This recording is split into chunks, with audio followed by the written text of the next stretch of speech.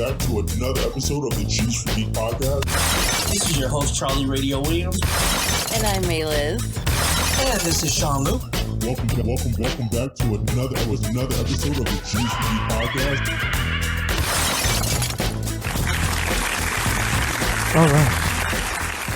All right, and we're 38 seconds in. Okay. All right, cool. Okay.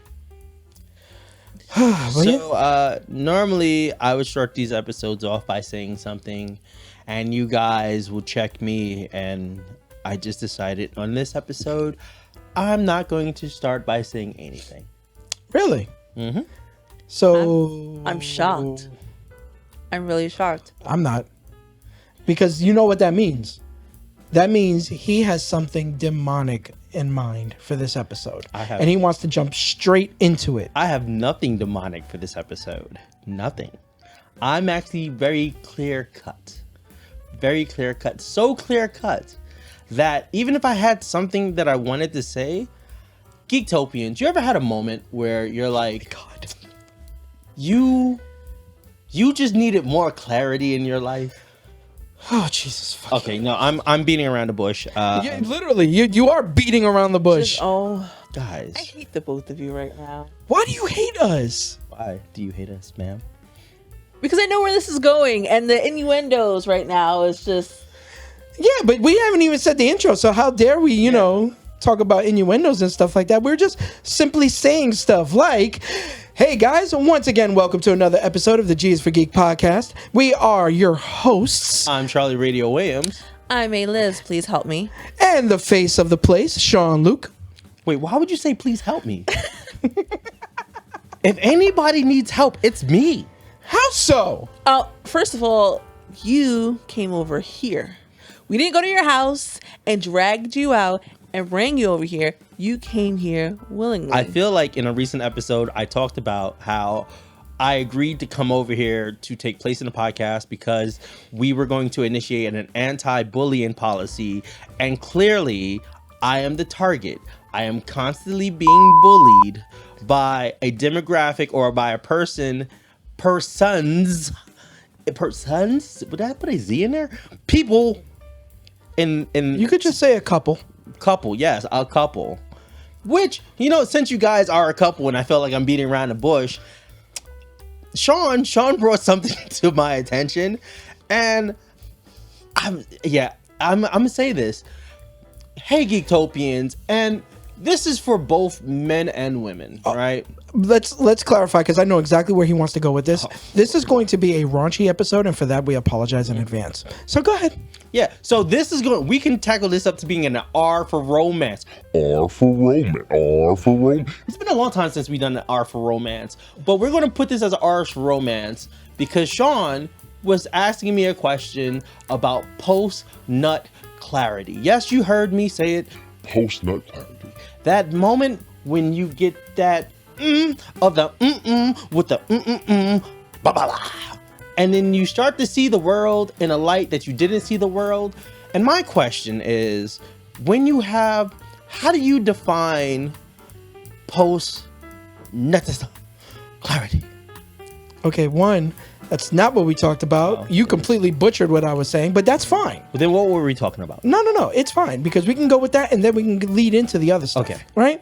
So post-nut clarity is just, and what I wanted to ask the people, I guess, you know, the Geektopians out there, okay. Right? Well, first of all, to me, post-nut clarity is when you're dealing with something so like focused and you just want it so badly, and you finally get it, and it's finally, you're out there and you have that sense of release, and it's like, and you're right, that moment after, it's clear whether it was good or whether it was bad, that what you did or what you thought about or whatever, you know, happened. That's my definition of post-nut clarity, where it's like you have something that's so severely like wrapped around you, right? And the moment it's released, it's wrapped. You don't know if it was a mistake or if it was done on purpose or if it was something that you are happy happened. Now, 9 times out of 10, when you talk about post-nut clarity, you're talking about the fact of something bad thereafter, where it's just like, oh shit, why did I do that? Okay, so I've always thought of post-nut clarity as something a little bit different. So it's along the same lines. I always thought post-nut clarity was like that window where like, all right, so things are hot, they're heavy, it's a little bit, raunchy, super dirty, like, y'all back and forth, you know. And you hit your volcanic eruption, and that's that attraction that you've had that made you go all in there. It disappears for a second, and I think both people look at each other and you're like, oh my God, we're both hot messes. And I think you look at each other and that sense of attraction kind of disappears for a minute, because you're seeing each other in a very raw state. And I always thought that what hot, I don't know, why am I stuttering? Oh geez. Talking really fast. I know, because I need to slow down. Well, while he's trying to get his thoughts together, May, Oh my God. you can go ahead and explain your thoughts on post-nut clarity and at least the definition of it. Basically, it's when you want, as Sean was saying, if you want something really, really bad, and once you get it, and you're like, I got it, and now afterwards you're like, do you regret it, or you're like, nah, I'm satisfied with what happened and what I did. That's how I see it. It's very simple. It's like you enjoyed it and you're okay with it, or you regret it. But I think that goes to the place of like, if you had, because all right, so I know for myself, I've had partners in the past that, and I'm putting myself out there, I've had partners in the past where I know that I was a bad performer, and I've had partners in the past where I felt that the performance from them wasn't what my expectations were. And I think that's what post-nut clarity is in this light, where like, yeah, in the moment, the attraction was there, you guys were heated up, you wanted each other, and maybe something within the chemistry wasn't there. Maybe something within the communication of the body movement wasn't there, and it just fell flat for one of the two of you. I think that's something that's probably common with people too. Yeah. Whether in a relationship or just having like either a one-nighter or a couple of nighters, like it's like the equivalency of, like, to me at least, when you kiss someone and right after you kiss them, you just don't feel an attraction. Yeah. And you're just kind of like, whatever. Yeah, whatever. Yeah. So now that we've gotten the definition out the way, Okay. right? The question is, There's a question. yeah, there was a question. There's a reason why I brought this up. I thought the first part was the reason why I brought this up to begin with off the air, Okay. because we were just, shooting the shit out there. okay. Now we're going to shoot the shit in here. okay. Do you have post-nut clarity on other things in life?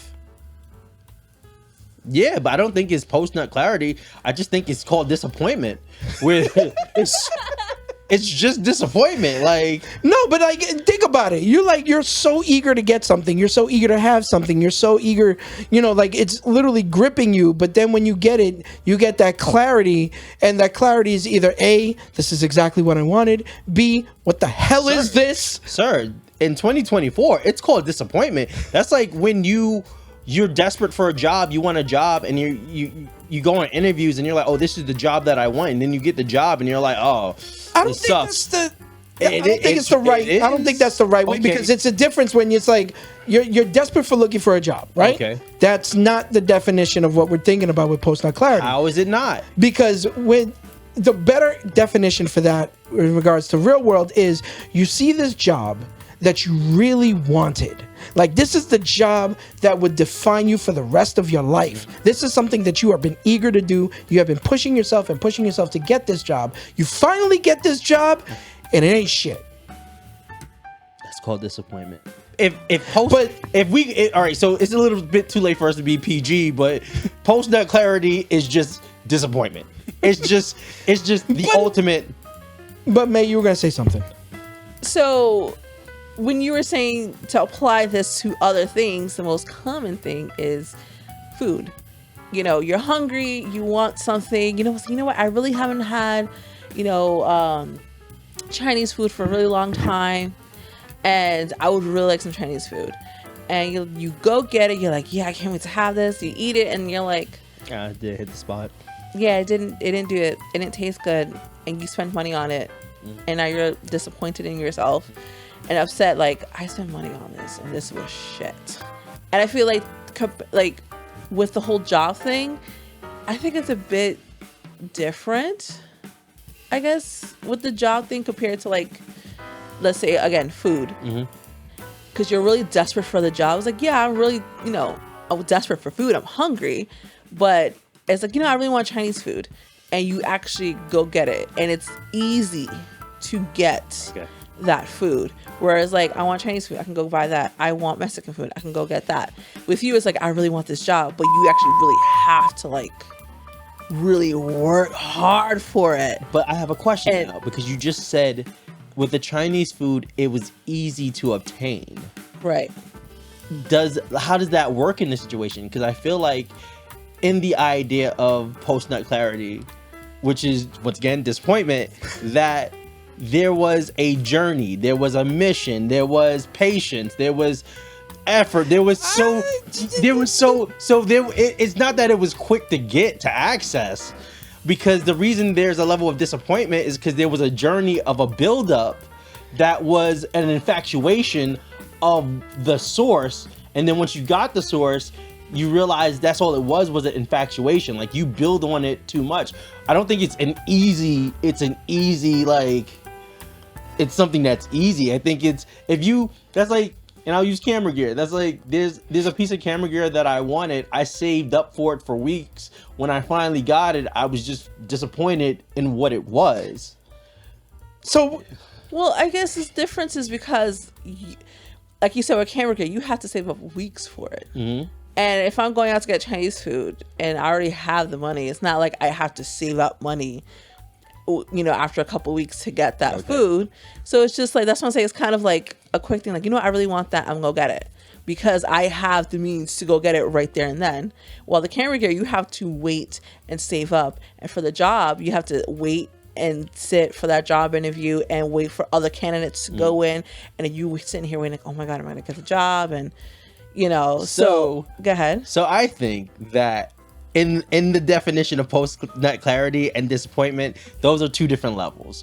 I think when you refer to it as something that has easy access, like Chinese food, that is just straight disappointment, right? Okay. Where post-nut clarity, like, kind of more what Sean is saying, that you waited, you infatuated so much about this thing. And in infatuation, you do waste a lot of energy. You do put a lot of energy into creating something that is like wearing rose-tinted glasses. You see what you want to see until you obtain it. But there's so much that goes into it. And that's why I use the idea of a job. And even if you didn't use the idea of jobs, you can say, okay, like vacations. You wanted to go on a vacation somewhere.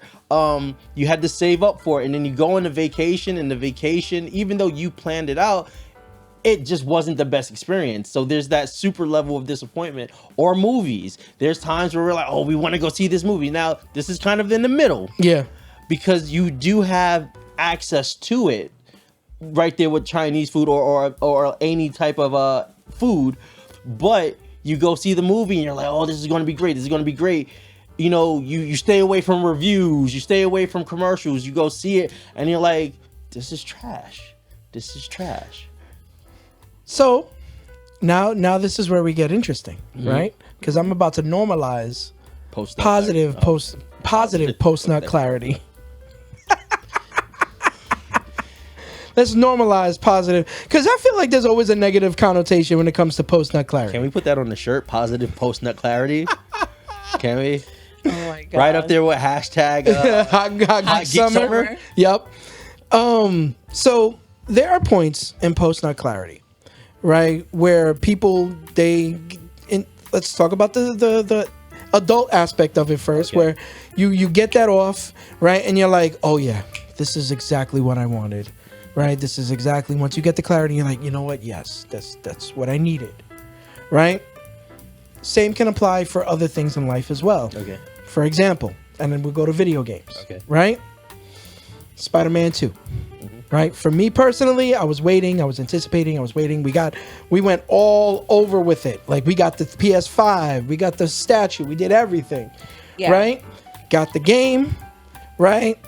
Played the game, beat the game, got 100%. That was one of my first, platinum trophies on the game, right? For the PS5. And I was completely satisfied. Okay. Right? Couple of weeks later, you think about it, you're like, you know what? I may not be playing the game again, but it was a game that was worth me getting. Right? There are things in life for me and probably for everybody else out there that has that kind of anticipation. So, what do you guys think about more positive post PNCs, right? Out there. PNC positive. I like that. All right, so PNCs. We should have just started off the show with PNCs. I don't think I've ever experienced a PNC.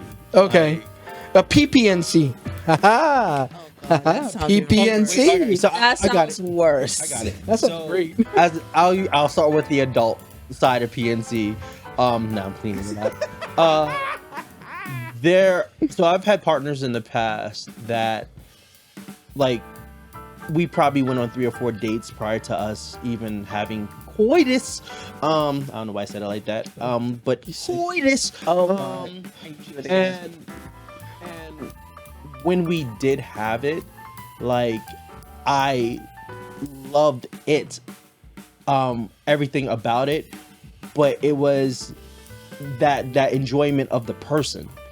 That, like the emotions was there, the connectivity was there, the relationship was a relationship. It wasn't like, there was no objectification in it. Okay. It was like, okay, this is us, where, so that would be like my adult positive, where, like, had my PNC and I was like, awesome. Another positive PNC, I think, and I'll relate this to Transformers. Okay. And I know this is where when I say the Gundam kits, but okay. Not really Gundam kits, but Transformers, because, and this is going to sound so geeky, but this is the show is called G is for Geek. Everything from the War for Cybertron line and the Earthrise line and the Legacy line, it's like when I get a figure and it has the ankle pivots, I'm like, oh my. Ooh, ankle pivots on a toy. The articulation, I have yet to get a Transformers figure within the new line that I'm like, you know what? This is, to me, it's a bad figure because the ankle pivots. It just it does it for me, and then ankle. No, listen, you got that's your thing. We're not judging Geektopians. We're not judging here. We don't judge, right? And there are probably people out there that agree with you. And we're weirdos. We're weird. No, you're not weirdos at all. That's how kink in the bedroom. Anyway, I figured your kink in the bedroom would be hit by a Transformers toy in the back. Oh God. So why is it people swear, and this is my closest friends, they swear that I am such a Transformers fan that if either Peter Cullen or Optimus Prime walked in the room, that I'd be like super, like, I think that'd be weird. Like, why would they want to walk in the room while I'm in the middle? But at the same time, if Optimus Prime walked in the room and gave me the thumbs up, I'd be like, Autobots, transform, roll out. I can just see it now. Charlie is doing his thug fizzle. All of a sudden, Optimus Prime calls out. He's like, Charlie, roll out. And you just like, don't do this. Don't do this. Because then it would become like, oh, see, now I'm going to dive down this. All you're going to hear is, not even. It'd be like, it's just, we have just turned. I said it in the beginning of this episode. This is going to be a raunchy episode. Oh my God, like. And I recently asked somebody, like, what is the weirdest thing they ever listened to when they were in the middle of doing it? And now I'm listening to myself, and I'm like, if I was in the middle of adult coitus, I think if I heard the following words in the background, I would geek out, but be like kind of ecstatic at the same time. If it'd be like, one shall stand, one shall fall. Megatron must be stopped. And it'd just be lines. It'd just be random lines from the 1986 Transformers the movie. How would you feel if your companion dressed up as a Transformer for the bedroom? So I don't know how you brought this back to me, but I have to ask this before I continue. it would be right up there with an episode that we did in the early days about elf ears. Okay. Okay. Okay. So, May, before we close out, do you have a PPNC experience? PPNC? What the hell is a PPNC? Positive post-nut clarity experience. PP. You're such a child. Oh my god. Such a child. As you know, I love going to hot pots. And I remember we went there the first time during the summer. I do not recommend that because it's hot outside and it's hot inside as well because of all the soup and hot. You're gonna be sweating, so I do not recommend doing that. But after that, I kept wanting to go because I kept wanting the same type of Korean seafood soup. So one day we decided, you know what, we're gonna go, and it was freezing outside, and we live by the water, so it's freezing over here. So we make our way to go over there, and you don't really need to make a reservation there. You can just walk in and maybe wait like maybe 15, 20 minutes at least for a table. So we get there, and the person says, oh, well, by the time, we get your table, everything, will be closed by that time. So I was really upset. It was really sad. And he's like, oh, don't worry, we'll come back tomorrow. So we came back the next day, and it was more cold than it was the night before. And we're just like trudging, just walking to the place, waiting for the bus. And as soon as we got inside, we were sit down, and I'm just like this, just like, eat. I'm like this. Ready to go. And so we got our food, and we're eating, and I'm like, yeah, I'm just like, we're not really talking, we're just eating at this point. And that's mine. Like, it was just like the best thing. And I'm like, yes. And I can't wait to go back. No regrets? No regrets. So there you go. Something with no regrets. No that's regrets. That's a PPNC. But my no question- regrets to what you have done. My question to you was To me or him? to you, May. Okay. And this is was it so PNC that the moment the hot pot touched your mouth, it was like Food Wars? It was like, what? Food Wars. Food Wars. Are you talking about the anime? Yes. Okay. I've heard of Food Wars. I have not watched it. So But we've seen the memes where it's just all of a sudden you take a bite and like the whole world just seems like brighter and more rainbowy and whatnot. It's fine. We all have a Food Wars moment. Yeah. We're going to close out because we've reached our marker. I just want to say, and me and May are probably going to talk about this as we scold Sean after this episode, because this is clearly a Sean topic, and he's a dirty dog. He's a freak. How is this a dirty dog? He's I make fun of May, but you know what? May brings the show together. May keeps the peace amongst us. I like to think that I'm the calm, the one that brings the goodness, the sunshine. But Sean, he's the darkness. He's the wicked one. He's the deviant. He's the deviant. Wow. He's the deviant one. NPC. So first of all, it's PNC. PNC, what's Clearly, you're thinking people don't listen to previous episodes of the G is for Geek that is currently on YouTube right now. And if they right? do, they're just going to be like, Charlie Radio Williams, we respect you. You're not the troll that everyone thinks you are. You're not the bad guy. And yes, Sean and May always bullies you every episode, and that's it. You do realize there are episodes prior to May being on here, right, where we've had other people on where you have done the bullying, where you have taken me off the air. Did I do that? Yes. Where there was, when we were doing StreamYards and you would decide, you know what? Background. I don't know what you're talking about. I think the problem, and we're going to wrap up now. I think the problem with what you just said, and my disagreement is, I think you're referring to a different Charlie Radio Williams.